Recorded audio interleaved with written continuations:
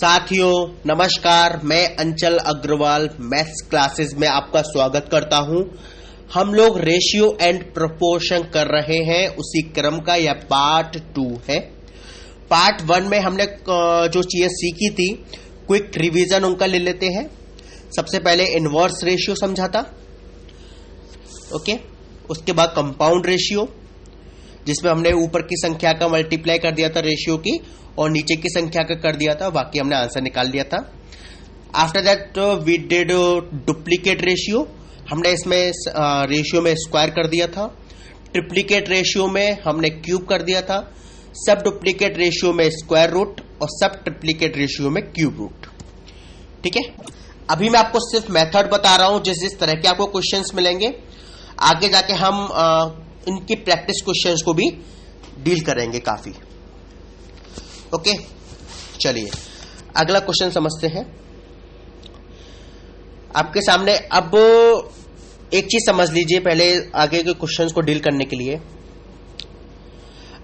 आपका जब बेस बराबर होगा, ठीक है, तब आप आपस में संख्याओं को डील कर सकते हैं। बस इस लाइन को समझ लीजिए भी, बस बेस बराबर होगा तब हम आपस की संख्याओं को डील कर सकते हैं।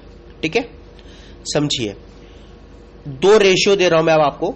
A:B, A:B की वैल्यू दे रहा है 4:5, ठीक है, और B:C की वैल्यू है 6:7। A:B की वैल्यू क्या है 4:5, और B:C की वैल्यू क्या है 6:7। Got it. अच्छा, अब आप मुझे एक चीज बताएं, इसमें दोनों में कॉमन क्या, अल्फाबेट में दोनों में B आ रहा है। A:B में भी B है और B:C में B है, राइट। लेकिन दोनों में B की वैल्यू क्या है?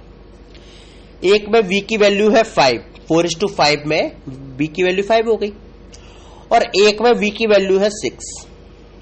B:C की वैल्यू 6:7 है ना, तो वहां B की वैल्यू 6 है, और एक A:B वाले में B की वैल्यू है 5, राइट। अब हमें क्या करना है, मैंने अभी आपको एक लाइन बताई थी कि बेस बराबर होगा तब हम आपस में अन्य संख्याओं को डील कर सकते हैं। अब आप मुझे एक चीज बताएं, A और C को आप डायरेक्टली डील कर सकते हैं क्या? नहीं, हमें क्या करना होगा, बेस बराबर करना होगा, और बेस होता है उस संख्या का जो कि कॉमन होती है। यहां 5 है, दूसरी तरफ 6 है। कुछ ऐसा करो कि दोनों में B बराबर हो जाए, ठीक है। इसका सबसे अच्छा तरीका है दोनों का मल्टीप्लाई कर दो। जैसे 5 है और 6 है, ठीक है। मल्टीप्लाई का अर्थ सिंपल सी बात कहूं तो एलसीएम समझ लो। तो 5 और 6 का एलसीएम क्या होगा? 5 और 6 का एलसीएम होगा 30। क्लियर है? अब आप अपने माइंड में एक ही चीज रखो, आपका एक ही उद्देश्य है कि दोनों तरफ V की वैल्यू को 30 लाना है। Got it?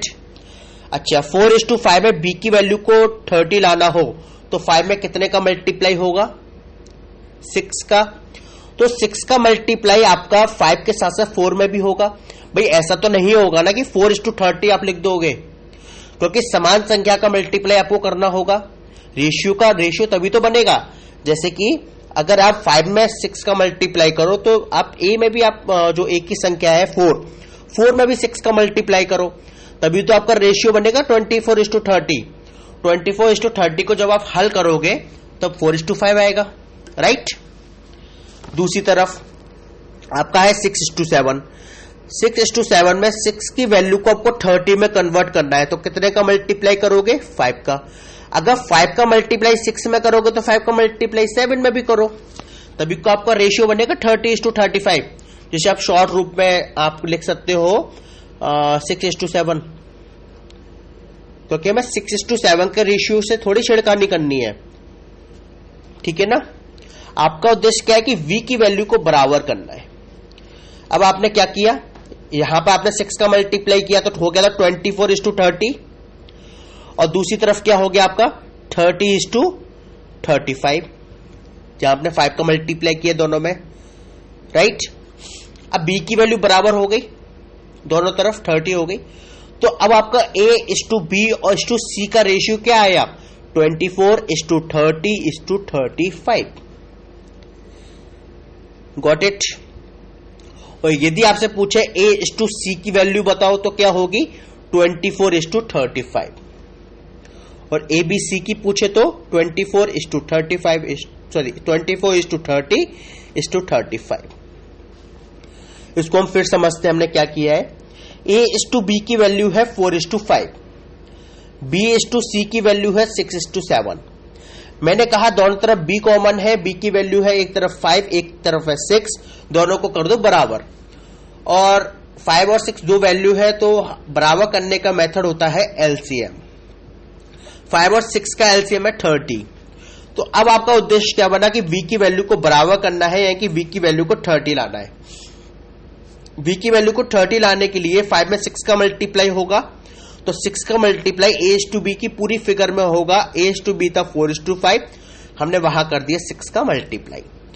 सेकंड प्लेस पे हमने क्या किया, b:c की वैल्यू थी 6:7, 6 को हमें कन्वर्ट करना था 30 में, तो हमने 5 का मल्टीप्लाई किया, 5 का मल्टीप्लाई फिर हमें 7 में भी करना पड़ा, तो v:c का रेशियो हो गया आपका 30:35। a:b का रेशियो हो गया 24:30। दोनों तरफ 30 बराबर हो गया, तो हम क्या लिख सकते थे, अब a:b:c की वैल्यू निकालनी हो तो 24:30:35, क्योंकि b दोनों में बराबर है, और a:c निकालना हो तो 24:35। अगर इस मेथड को समझ गए हो अभी, तो आगे तक आपको दिक्कत नहीं आएगी, ये बात आप मान के चले। अगर अभी नहीं समझे हो तो समझिए प्लीज इस चीज को। दिक्कत हो अगर इस चीज को समझने में तो प्लीज आस्क मी। ओके, वैसे हम कुछ एक एग्जाम्पल्स और करेंगे तो इतनी दिक्कत नहीं आएगी। चलिए इसी तरह का हम एक प्रैक्टिस क्वेश्चंस कर लेते हैं। a:b की वैल्यू है 2:3 और b:c की वैल्यू है 5:7। मेरे लेक्चर को यहीं रोकिए, सॉल्व कीजिए। मैं फिर रिपीट कर देता हूं क्वेश्चन। a:b की वैल्यू है 2:3, b:c की वैल्यू है 5:7। राइट, प्लीज सॉल्व करके देखिए इसको। ओके, उम्मीद है आपने सॉल्व किया होगा। चलिए अपन लोग सॉल्व करते हैं। देखिए, एक तरफ v की वैल्यू 3 है और दूसरी तरफ 5 है, दोनों में b कॉमन है। एक तरफ 3 है और एक तरफ 5 है। अब हमारा उद्देश्य क्या है, दोनों को बराबर करना। तो हम क्या करेंगे, दोनों का एलसीएम ले लेंगे। 3 और 5 का एलसीएम आएगा 15। तो 2:3 में 3 को 15 बनाने के लिए हम लोग क्या करेंगे, 5 का मल्टीप्लाई। तो 5 का मल्टीप्लाई दोनों में करेंगे a:b की पूरी फिगर में, तो क्या हो जाएगा 10:15। अब दूसरी तरफ आते हैं b:c पर। b:c में रेशियो है 5:7 का, 5 को 15 बनाना है तो 3 का मल्टीप्लाई होगा। 3 का मल्टीप्लाई 5:7 की पूरी फिगर में होगा, तो 5 में होगा तो 15 और 7 में होगा तो 21। ओके, a:b की वैल्यू हो गई 10:15, b:c की वैल्यू हो गई 15:21। दोनों तरफ 15 बराबर हो गया, तो a, b और c का रेशियो क्या हो गया, 10:15:21। Got it. अब अगर हमसे a:c पूछे तो 10:21। राइट। चलिए इसी सबसे संबंधित एक और चीज हम यहां पे समझते हैं। राइट, मान लीजिए a:b का रेशियो है 5:3। a:b का रेशियो है 5:3, और यदि मैं कहूं a की वैल्यू है 15, तो b की वैल्यू क्या होगी, ये मेरा क्वेश्चन है। a:b का रेशियो है 5:3, a की वैल्यू है 15, तो b की वैल्यू क्या होगी। ठीक है, तो समझिए 5:3 दे रहा है। अच्छा, 5:3 के अकॉर्डिंग a की वैल्यू क्या बन रही है, 5, और b की वैल्यू 3। ठीक है, और प्रश्न में आपको क्या दे रहा है कि a की वैल्यू 15 है, तो आप क्या करोगे, 5 को 15 बनाओ कैसे भी, क्योंकि रेशियो के अकॉर्डिंग a का मान कितना है, 5। ठीक है, और प्रश्न में क्या दे रहा है आपको कि a की वैल्यू भाई 15 है, तो 5 को कैसे भी करके 15 बनाओ। तो 5 को 15 बनाने में आप क्या करोगे, 3 का मल्टीप्लाई करोगे, 5 या 15। जब 3 का मल्टीप्लाई आप 5 में करोगे तो 3 का मल्टीप्लाई आपको 3 में भी करना होगा। जो 5:3 के पूरे रेशियो में आपको 3 का मल्टीप्लाई करना पड़ेगा। ठीक है, 3 का मल्टीप्लाई 5:3 के पूरे रेशियो में करोगे तो 15:9 हो जाएगा। 15:9 से आपको मालूम पड़ेगा कि v की वैल्यू, अगर a की वैल्यू 15 है तो v की वैल्यू क्या हो जाएगी, 9। ओके, चलिए इसी तरीके से समझिए। एक क्वेश्चन देता हूं मैं आपको कि पेंसिल, कलम और अभ्यास पुस्तिका का अनुपात है 10:2:3। 10:2:3। यदि दुकान में 120 पेंसिल हो तो अभ्यास पुस्तिका की संख्या बताओ। सॉल्व कीजिए प्लीज। मैं क्वेश्चन को दोबारा रिपीट कर देता हूं जिसके समझ में ना आया हो। पेंसिल, कलम और अभ्यास पुस्तिका का अनुपात है किसी दुकान में 10:2:3, 10:2:3। ठीक है, यदि दुकान में 120 पेंसिल हो तो अभ्यास पुस्तिका की संख्या क्या है। अच्छा, प्लीज सॉल्व कीजिए। उम्मीद है आपने सॉल्व किया होगा और आंसर भी सही निकाला होगा। हम लोग सॉल्व कर लेते हैं। अच्छा, अब एक चीज बताइए कि 10:2:3 है। क्या शो कर रहा है आपको ये? 10 पेंसिल को, 2 कलम को और 3 अभ्यास पुस्तिका को। यहां तक क्लियर है? अच्छा, पेंसिल की संख्या 120 है। रेशियो के अकॉर्डिंग पेन कितना है? 10। 10:2:3 में 10 पेंसिल को डिनोट कर रहा है। पेंसिल रेशियो के अकॉर्डिंग 10 है। वैल्यू कितनी दे रहा है आपको पेंसिल की क्वेश्चन में? 120। यानी कि अब आपको क्या करना है, 10 को कैसे भी 120 में कन्वर्ट करना है। राइट, तो अब 10 को 120 में कैसे बनाओगे? 12 का मल्टीप्लाई करके। तो 12 का मल्टीप्लाई क्या होगा? पूरे के पूरे रेशियो में होगा, 10:2:3 में। करिए, 10 में करोगे तो 120, 2 में करोगे 24, 3 में करोगे 36। राइट, अब आपसे प्रश्न क्या पूछ रहा है? अभ्यास पुस्तिका की संख्या बताओ। रेशियो में अभ्यास पुस्तिका कितना है? 3।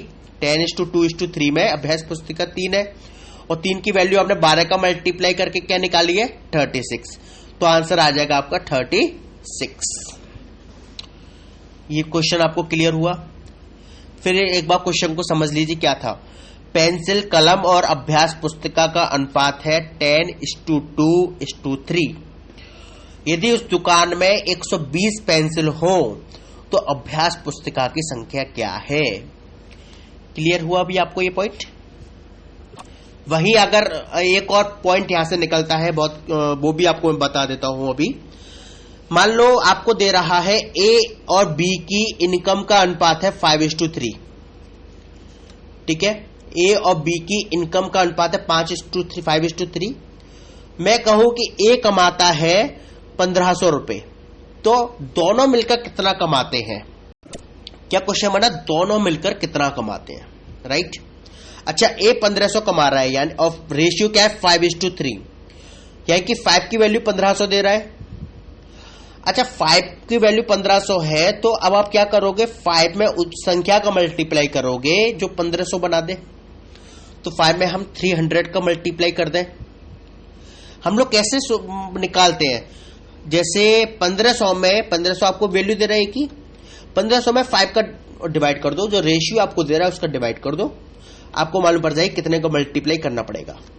300 आएगा, तो 5 में 300 का मल्टीप्लाई कर देंगे। ठीक है, तो 1500 बन जाएगा। अब 300 का मल्टीप्लाई 5 में करोगे तो भैया 3 में भी करो, क्योंकि रेशियो में होना है पूरा। 300 का मल्टीप्लाई 3 में करोगे तो कितना हो गया? 900। और दोनों की टोटल आय पूछा है तो 1500 प्लस 900 2400, 2400 आ जाएगा। वहीं इसको सवाल को करने का एक और तरीका है, वो ये है कि आपकी दोनों की आय पूछ रहा है। ठीक है, तो आप क्या कीजिए? रेशियो का कर दीजिए टोटल। 5 और 3 का टोटल कितना हो गया? 8। ठीक है, अच्छा 5 की वैल्यू है 1500। ठीक है, 5:3 में 5 की वैल्यू 1500 थी, तो 1 की वैल्यू कितनी है, तो आपने क्या निकाला होगा 300। आपने 1500 में 5 का डिवाइड कर दोगे तो 300 आएगा, तो वो 1 की वैल्यू हो गई ना। अगर 1 की वैल्यू 300 है तो 8 की वैल्यू कितनी होगी, 5 और 3 8 है ना, 8 की वैल्यू कितनी होगी, तो 300 में मल्टीप्लाई 8 कर दोगे तो 2400 आंसर आ जाएगा। इसको फिर समझ लो।